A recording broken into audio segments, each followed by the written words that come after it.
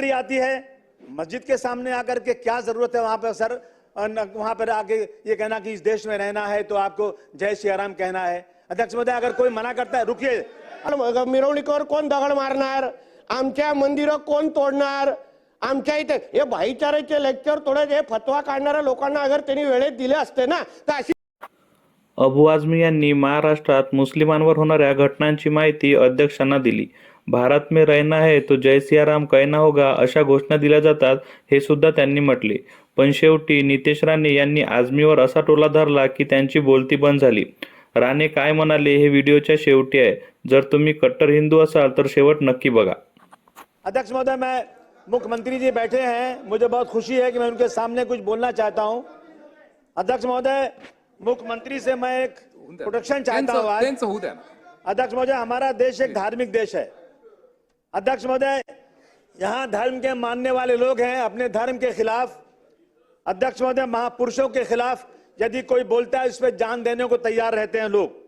अध्यक्ष महोदय, अगर भीमराव अंबेडकर साहब, जिनको लोग भगवान मानते हैं, कई जगह उनको पूजते हैं, अध्यक्ष महोदय, अगर उनके खिलाफ कोई बात होती है तो लोग सड़क पर उतरते हैं, लोग सड़कों पर उतरते हैं, लोग मारे जाते हैं, कई लोग जेल में जाते हैं, कई लोगों की मौत हो जाती है। अध्यक्ष महोदय, अभी परभनी का वाकया सबके सामने है। अध्यक्ष महोदय, अध्यक्ष महोदय, शायद 2021 में जेम्स लेन ने एक किताब लिखा था, किसी के खिलाफ अपमानित, मैं कुछ ज्यादा बात करना नहीं चाहता हूं, लेकिन अध्यक्ष महोदय, जब जेम्स लेन की किताब आई तो लोगों को बहुत क्रोध आया। लोगों ने जाकर पुणे में उस लाइब्रेरी को जला दिया, क्योंकि ये अपमान हम किसी महापुरुषों का बर्दाश्त नहीं कर सकते।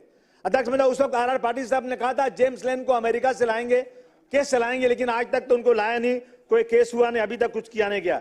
अध्यक्ष महोदय, इस तरह त्रिपुरा में एक मस्जिद पे हमला हुआ, कुरान शरीफ जलाया गया, हुजूर सल्लल्लाहु अलैहि वसल्लम के खिलाफ, नामुसे रिसालत के खिलाफ हुआ। तो अध्यक्ष महोदय, मालेगांव में, नांदेड़ में, अमरावती में लोग सड़क पर उतरे। अध्यक्ष महोदय, उसमें मालेगांव में 70 लोग 1 साल तक जेल में रहे, अगर नांदेड़ में लोग जेल में रहे।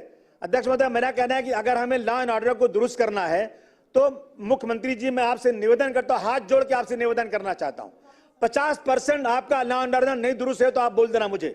अध्यक्ष महोदय, जब भी नवरात्रि आती है, मस्जिद के सामने आकर के क्या जरूरत है वहां पर सर, वहां पर आके ये कहना कि इस देश में रहना है तो आपको जय श्री राम कहना है। अध्यक्ष महोदय, अगर कोई मना करता है, रुकिए, अध्यक्ष महोदय, मुसलमानों को क्यों मजबूर किया जाता है?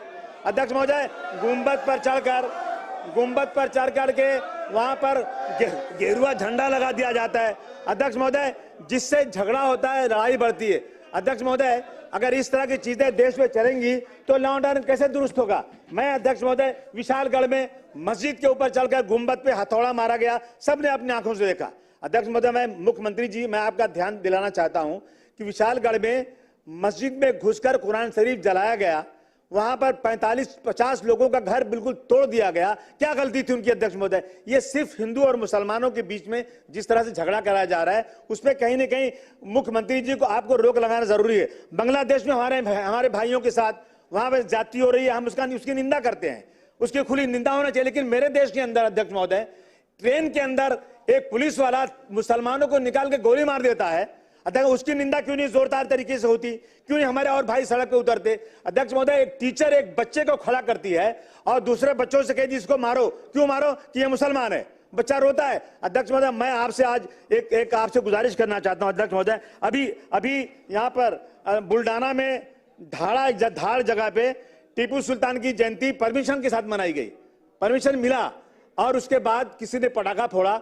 अध्यक्ष महोदय, ऐसा वहां पर लड़ाई झगड़ा हुई, वो गरीब मुसलमान जिनके घर ही नहीं है, टीन का पार्टीशन है, उन घरों में रात को पुलिस घुस करके इतना 12 लोगों को जला दिया, प्रॉपर्टी जला दिया। अध्यक्ष महोदय, इन सब चीजों पर अध्यक्ष महोदय कहीं न कहीं रोक लगना चाहिए। अध्यक्ष महोदय, रात को 10 साढ़े 10 बजे घुस करके मारा गया और आरोपियों को कार्रवाई की गई। अध्यक्ष महोदय, मुस्लिम समाज के 28 लोग पकड़े गए, दूसरे समाज के 12 लोग, 7 लोग का नाम, उसमें 4 ही गिरफ्तार हुआ। अध्यक्ष महोदय, मेरा कहना है कि इन चीजों को कहीं न कहीं अध्यक्ष महोदय रोकना चाहिए। अगर आपको वाकई इस महाराष्ट्र के अंदर लॉ एंड ऑर्डर दुरुस्त करना है, आप देख लीजिए इन वजह से कितने झगड़े बढ़ते रहते हैं। आप एक बार एक कानून बना दीजिए, किसी ने किसी महापुरुष के खिलाफ बोला, किसी ने पैगंबर इस्लाम के खिलाफ बोला, किसी ने मंदिर मस्जिद का झगड़ा शुरू किया, किसी ने यह कहा कि इस देश में 20 लाख मुसलमानों को मार देना चाहिए। अध्यक्ष महोदय, मैं हाथ जोड़ के आपसे निवेदन करना चाहता हूं, मैं मुख्यमंत्री जी का ध्यान देना चाहता हूं कि आप एक कानून बना दीजिए अध्यक्ष महोदय कि अगर किसी ने धर्म के खिलाफ या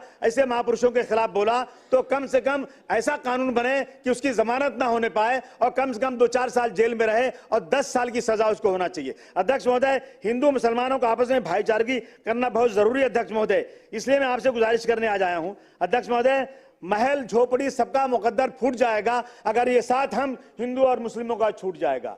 दुआ कीजिए कि हमें प्यार के रिश्ते रहे कायम।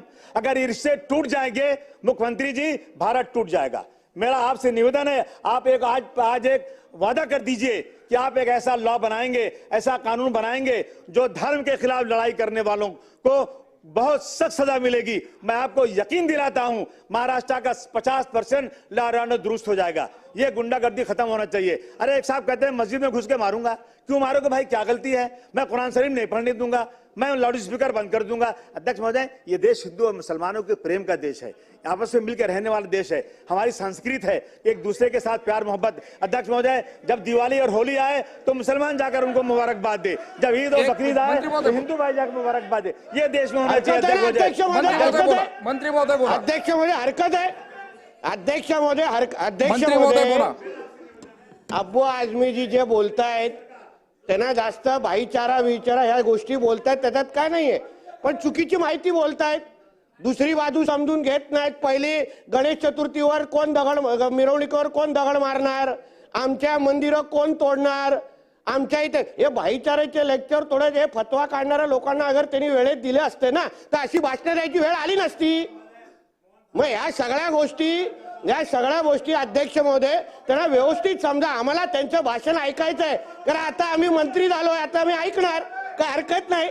पण अध्यक्ष महोदय आपल्याला विनंती करतो की ह्यांना वस्तुस्थितीला धरून बोलायला सांगा, बाकी जास्त सत्य काय हे महाराष्ट्राची जनता चांगल्या पद्धतीने ओळखते। बोला अध्यक्ष महोदय